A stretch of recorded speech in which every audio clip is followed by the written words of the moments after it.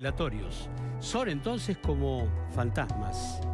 Es que las grandes ciudades como Buenos Aires son propicias para la propagación de leyendas y sobre todo para la generación de toda clase de fantasmas.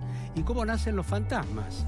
Las muchedumbres que habitan las ciudades son perfectos desconocidos entre sí que tienen distintos credos, ideas y hasta patologías, ¿cierto? No toman contacto directo con los hechos, de modo que se informan a través de los medios o a través del boca a boca y de allí sacan sus conclusiones. Un relato que empieza con una pizca de verdad se transforma en una especie de rompecabezas. Todo el mundo termina colocando un nuevo fragmento a lo que no tiene rostro y así los rumores se propagan.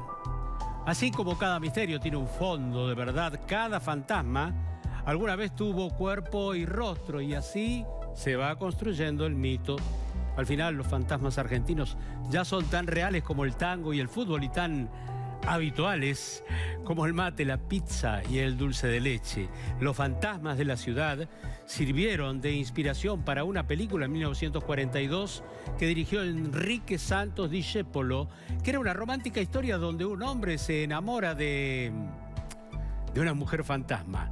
Y otro escritor importante, Gudiño Kiefer, también escribió un libro con relatos de espíritus, almas en pena, aparecidos y diablos rodando por la soledad de la gran ciudad. Muchos hablaron durante años que Jack, el destripador, había vivido en Buenos Aires y que un cura era el dueño de esa terrible confesión de este asesino serial que le habrá confesado en la hora de la muerte. Bueno, en fin, misterios, porque hoy vamos a hablar de fantasmas.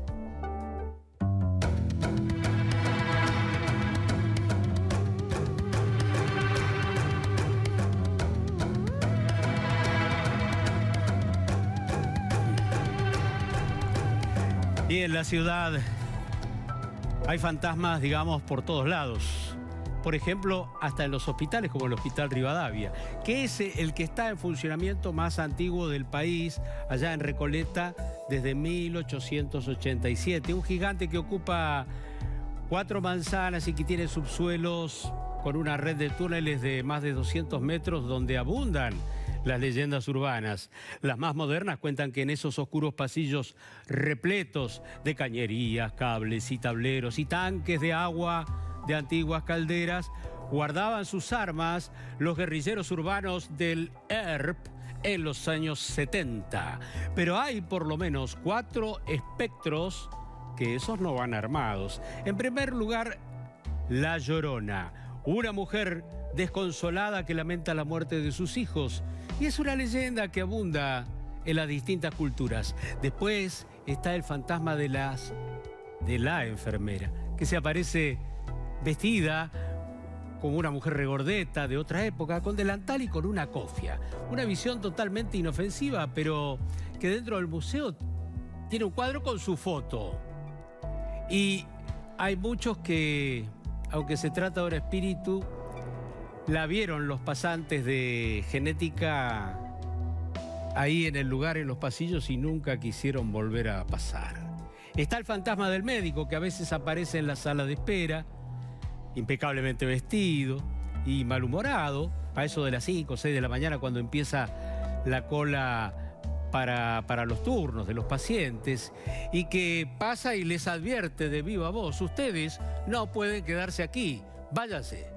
A esa hora todavía no hay médicos, salvo los que están de guardia, por lo que muchos consideran factible la corporización de este fantasma. Pero la estatua del ángel es otra de las historias sin explicación del Hospital Rivadavia. También es llamada el ángel de la muerte, porque en su gesto parece arrojar rosas a un sepulcro. Al principio la pusieron frente a la sala de cirugía, pero verdad o no, la cambiaron de lugar por la cantidad de pacientes que se iban al otro mundo en las operaciones.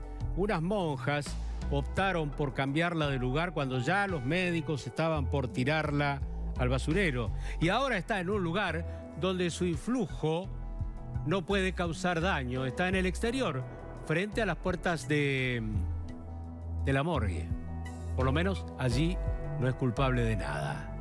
Los mitos del hospital se alimentan también por su antigüedad y por la cercanía con la Biblioteca Nacional, que fue residencia de Perón y Evita, hay que recordarlo. Allí murió Evita en los años 50, y por el Parque Las Heras, que fue una famosa cárcel hasta 1962, donde hasta hubo ejecuciones. Dicen que sus fantasmas entonces rondan por los penumbrosos pasillos porque la leyenda cuenta que los túneles conectan, será verdad, los 3 emplazamientos. Pero bueno, en Buenos Aires, en los distintos barrios, hay fantasmas. La Casa de los Leones es un caso terrible. En el barrio de Barracas, en Monte de Oca, Alciena, hay una vieja casona señorial que perteneció a uno de los hombres más ricos y curiosamente más desafortunados de la Argentina, Eustaquio Díaz Vélez. Este rico estanciero se casó con su sobrina y en uno de los tantos viajes por el mundo, claro, muy rico él, se le ocurrió traer 3 leones africanos, a los que acomodó en jaulas en los amplios jardines de su casa y hasta los liberaba durante el día. Pero la noche en que una de sus hijas se casó con una gran fiesta, un cuidador olvidó cerrar una de las jaulas y un león se escapó. Para estupor de los presentes, el felino atacó al novio y lo mató. La hija no pudo soportar el dolor y se quitó la vida. Los leones fueron sacrificados, pero el padre de la infortunada novia mandó hacer 3 estatuas con los animales que había traído de África. Y una de ellas, yo la vi, mete miedo, porque es la del león atacando al yerno de Díaz Vélez.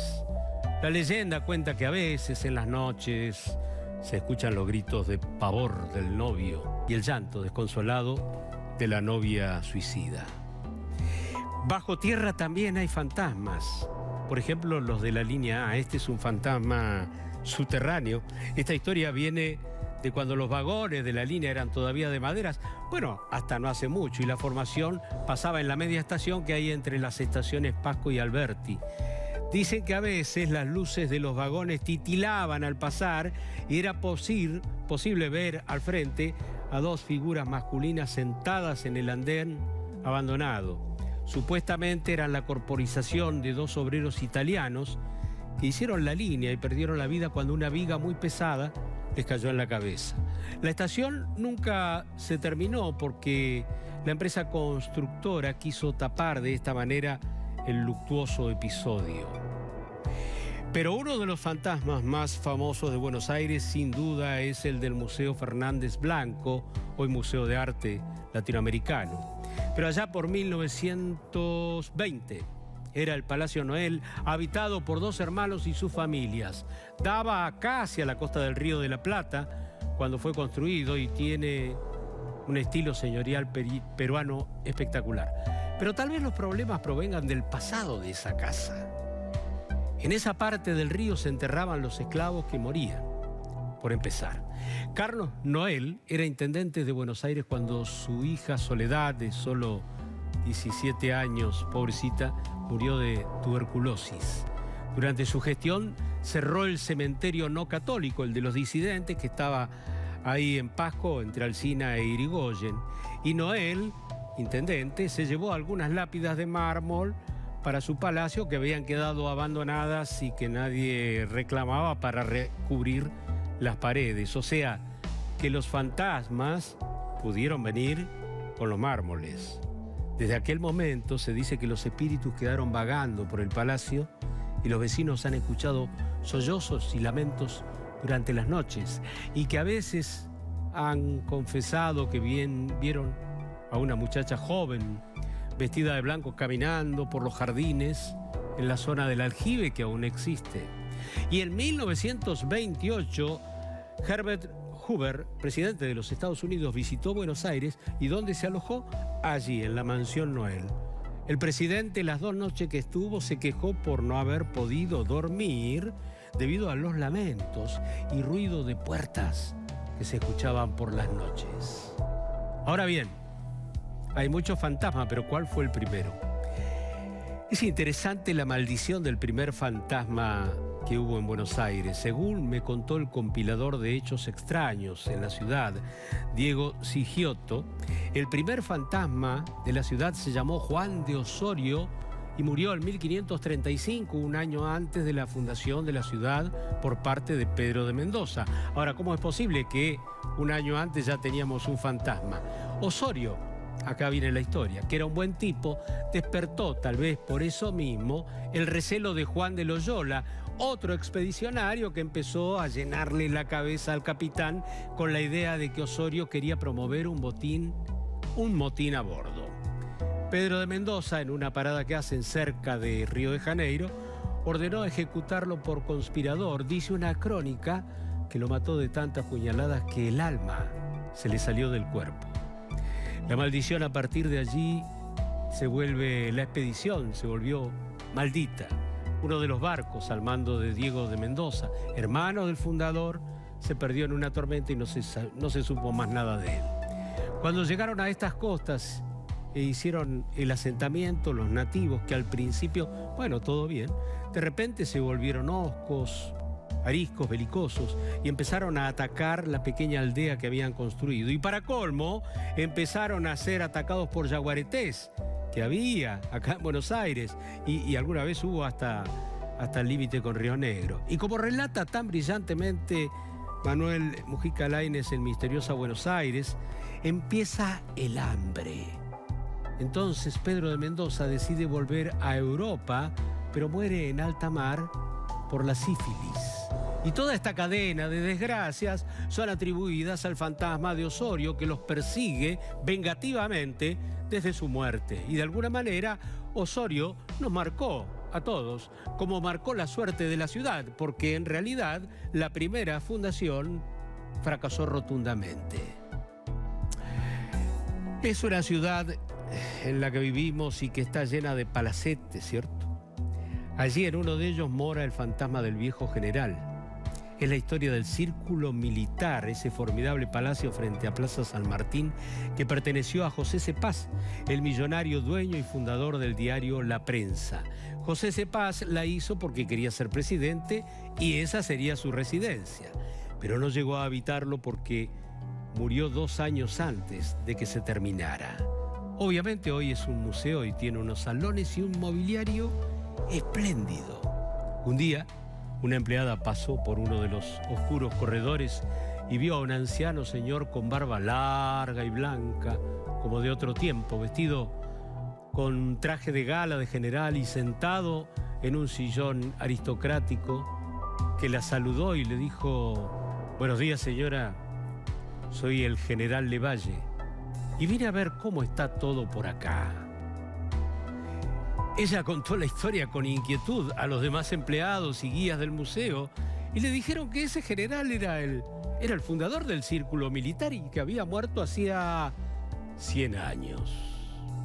El revuelo terminó en la oficina del director, donde le mostraron todos los cuadros que había de los presidentes del Círculo, y ella llegó a uno y dijo: «Era este», y señaló justo al general Levalle. O sea, que el general de vez en cuando anda controlando cómo anda el club que él fundó en 1880. Los poderes también, las casas del poder también tienen fantasmas. En el Congreso, por ejemplo, un edificio que es hermoso pero con una historia trágica, Su constructor, Vittorio Meano, murió asesinado en su casa en 1904. Nunca se supo por qué. En 1994, un diputado contó que ayudó a buscar la salida del edificio a una anciana que caminaba con dificultad apoyándose en un bastón casi transparente, y ella misma era casi evanescente. Le pidió que la ayude, pero al llegar a la puerta del ascensor, de repente desapareció, se fumó. Desapareció de golpe la señora. Los viejos empleados no les llamó la atención porque hablan ellos de presencias extrañas como algo cotidiano. Uno de los espíritus señalado es el de Enzo Bordavegere, senador asesinado en plena sesión por el matón ex policía Ramón Valdés Cora. Cuando él quería matar en realidad a Lisandro de la Torre por denunciar el negociado de las carnes con Inglaterra, se cruzó y perdió la vida. Hay otro tipo de fantasmas en el Congreso Nacional, pero son de carne y hueso. O porque no van nunca a las sesiones o se fantasmean a la hora de votar. O porque son como las brujas, senadores y diputados, que los hay. Para muchos, el Palacio de Oro, como se lo llamó por la plata que costaba construirlo al principio, está repleto de las almas de los personajes que fueron velados en sus salones, como Evita, Perón y Alfonsín, por ejemplo. Y dicen que se escuchan murmullos, voces y hasta gritos destemplados, ahogados, lejanos, cuando las luces se apagan. Es como si las almas siguieran debatiendo sus propias historias dentro del palacio, pero desde el más allá. Y los teatros, como el Colón, están llenos de duendes, porque los duendes no solamente están en los bosques, también parecen habitar el mundo de la ópera, parece que les gusta el mundo del arte, las emociones humanas, la música. El Teatro Colón, fuera de las funciones, está repleto de sonidos inquietantes, esporádicos, que algunos artesanos vinculados a la carpintería lo podrían explicar así. La madera del escenario se calienta durante las funciones con el calor humano y las luces de los focos, y cuando todo termina, se reacomoda la madera y vuelve a su posición original, haciendo su propia música. Y lo mismo pasa con los reflectores y el calor de los reflectores, y hasta con las butacas. Pero hace 20 años encontraron muerto al jefe de la intendencia, o sea, el hombre que cierra todo, el dueño de las llaves, el que prende y apaga la luz, y alguien dijo que era por un infarto, y otro agregó que fue por algo que vio y que le causó gran impresión, y un tercero recordó que él creía en los duendes que habitaban el teatro en soledad, por lo cual quedó como una idea bastante firme que fueron los duendes los responsables de aquella muerte. Hay un fantasma al que los empleados llaman Sofía. Supuestamente tiene una base de realidad. Una bailarina se suicidó después de ver frustrada su carrera por una rotura en el tobillo, y no son pocas las bailarinas que han visto fugazmente en el espejo donde ensayan cómo Sofía aparece detrás, fantasmal, imitando sus movimientos. Cada barrio, dije, tiene su fantasma, como el de Belgrano, que tiene varios. Hay historias mágicas. Existió allí alguna vez el Castillo de los Leones, residencia emblemática con 3 pisos y un mirador doble que le daba apariencia de castillo medieval, con 2 torres almenadas y 2 leones custodiando el pórtico de entrada. Tuvo 2 dueños. El primero fue un estafador importante, pero no viene al caso. Y el segundo, al conocer alguna que otra historia, huyó rápidamente. Desde entonces, en el barrio, en la medida que crecía el abandono, se alimentaban historias que hablaban de ruidos extraños, llantos de bebés, quejidos, lamentos. Todo terminó cuando el castillo fue demolido. La historia más sorprendente del barrio es esta. Muchos vincularon en Inglaterra a Alberto Víctor, duque de Clarence, con Jack el Destripador. Él llegó con su hermano en 1880, según cuentan algunos investigadores, y después de cometer sus horrendos asesinatos, y vivió en una casona de Belgrano en la calle 11 de septiembre. No está claro cómo y cuándo regresó a su país, si alguna vez lo hizo. Los fantasmas de la Chacarita son como los de la Recoleta. El ahorcado de Chacarita es un descubrimiento que lleva más de una década gracias a los empeños del explorador del cementerio Hernán Bizari. Muchos vecinos aterrados llamaron un día a la policía cuando vieron el cuerpo de un hombre colgando de un viejo ciprés sobre el paredón de la avenida Jorge Newbery. Una figura espectral, casi como transparente. La leyenda más arraigada sobre este caso arranca en la época de la epidemia de fiebre amarilla de 1871, cuando fue creado el cementerio precisamente para enterrar allí muertos, y había hasta 600 muertos por día durante la epidemia.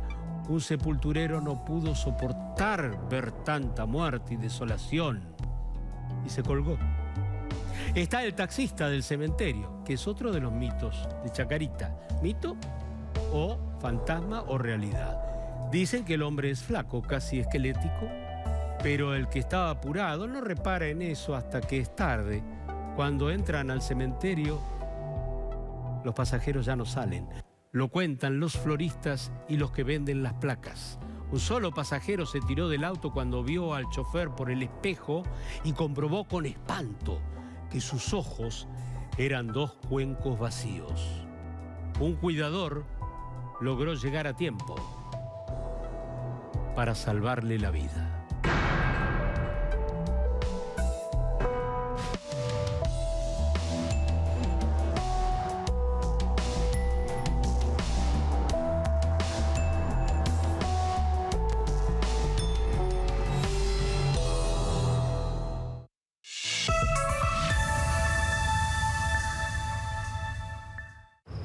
Tienen crédito los que todos los días le ganan al sol. Tienen crédito las que en silencio gritan que nunca se van a rendir. Tienen crédito las que dejan una herencia que no se mide en dinero. Tienen crédito los que son más insistentes que la lluvia. Tienen crédito las que saben que el mejor resultado viene de la suma. Tienen crédito los que apuestan al trabajo, sin dejar nada librado al azar. En este tiempo de pandemia, el Banco Nación apoyó con créditos por más de 317.000 millones de pesos a todos los sectores productivos del país. Y los va a seguir apoyando. Porque en el Banco Nación, cada argentino y cada argentina cuentan. Reconstrucción Argentina. Ed Sheeran en La Viola.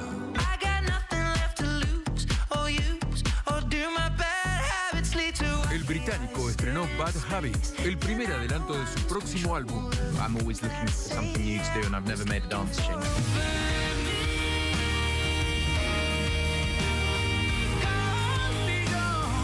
Además, Abel Pintos y Camila hablan de su colaboración en el tema De mí contigo. Los admiro hace mucho tiempo porque ellos siempre hicieron la canción menos esperada. La Viola con Bebe Contepón, sábado a las 0:30 por TN.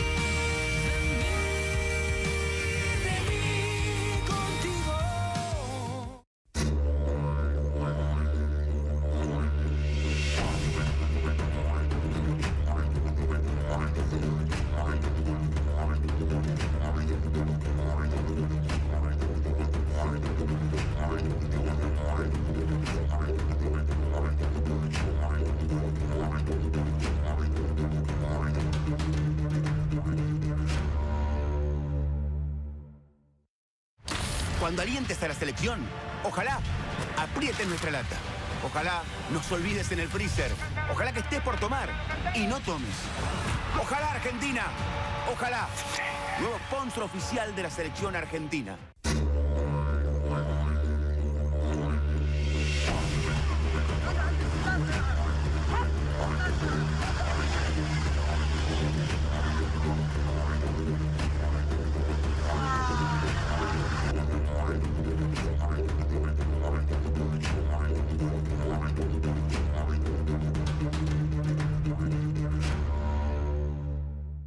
ED Makeup presenta el nuevo activador de uñas para un crecimiento firme y reforzado. Una nueva fórmula hipoalergénica con los beneficios del ajo y el limón para uñas débiles y maltratadas. ED Makeup es el aliado perfecto para tus uñas. Repara y fortalece. Es vegano y no testeado en animales. Conseguilo online y en farmacias y perfumerías de todo el país.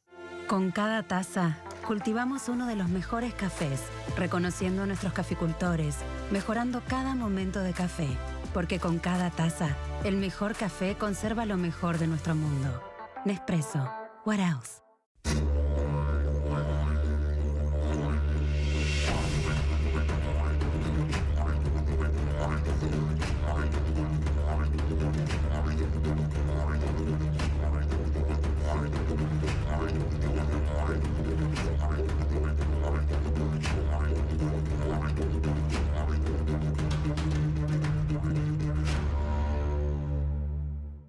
Solo una vuelta más. Edición extraordinaria con Diego Seyman.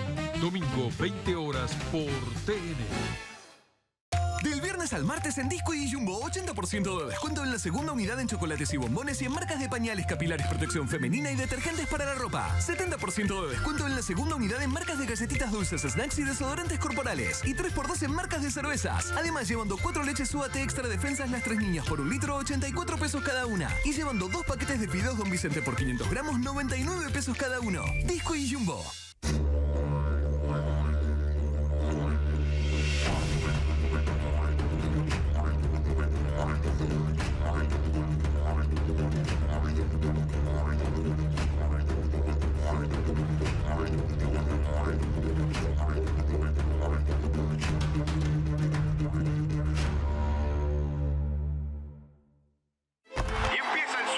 Detrás de los que la piden desde temprano. Y también, aunque ya sea tarde. Detrás de los que la piden con hambre. Detrás de los que la piden siempre. Detrás de cada pedido. Pedido ya. Delivery oficial de la selección argentina. ¿Necesitas ayuda para tu empresa? Te acercamos soluciones con el nuevo cheque electrónico. Emisión masiva a pago de proveedores. Sin límite de pago por envío. Disponibilidad inmediata. Descuento de eCheck. Conoce más en macro.com.ar. Macro. Cerca siempre.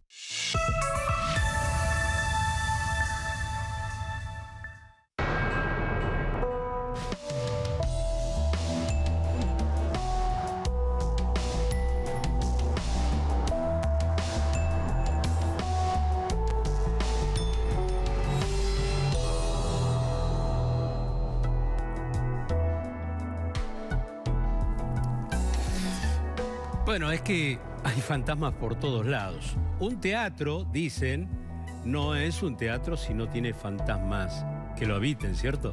Y Buenos Aires está lleno de teatros. Podríamos decir que la calle Corrientes es la calle de los fantasmas, entonces. Y en todos los barrios también, ¿eh?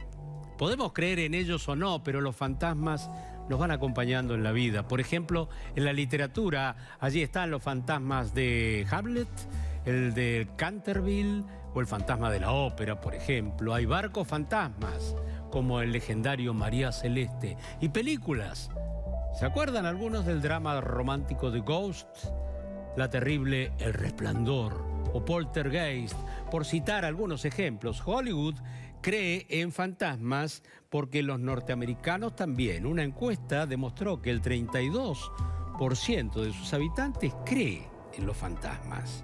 Los fantasmas pueden ser una figura irreal, imaginaria o fantástica y normalmente incorpórea. Por lo general, alguien muerto que uno cree ver.